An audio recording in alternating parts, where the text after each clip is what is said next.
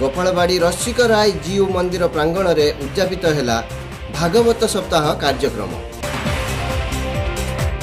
प्रतिवर्ष भली चलित वर्ष बारवाटी ग्राम में थिबा गोपालबाड़ी रसिक राय जीव मंदिर प्रांगण में 7 दिन व्यापी भागवत सप्ताह कार्यक्रम उद्यापित हो जाइछि। गत मास 29 तारिख आरंभ होइतिबा एही भागवत सप्ताह राहस पूर्णिमा रे शेष होइछि। एही सप्ताह रे प्रतिदिन संध्या रे ओडिशार विभिन्न अंचल यथा नयागढ़ आसीथिबा पंडित अशोक कुमार दास, जाजपुर आसीथिबा पंडित चिन्मय कुमार शतपथी, जगतसिंहपुर आसीथिबा पंडित सुदर्शन त्रिपाठी प्रमुख उपस्थित रही एही कार्यक्रम को आगे नेथिले।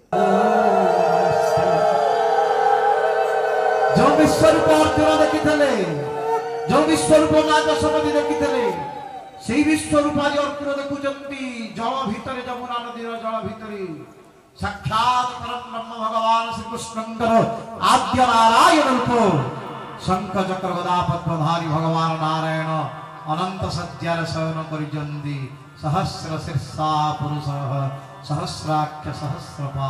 प्रत्येक दिन प्रवचन परे श्रद्धालु मानकु प्रसाद सेवन करा जायथिला। प्रवचन दिन गुड़िकरे श्रोता मंडली मानकु श्रीमद् भागवत गीता पुस्तक बंटन करा जायथिला। एही समस्त कार्यक्रम को मंदिर परिचालना कमिटीर सदस्य माने परिचालना करिथिले।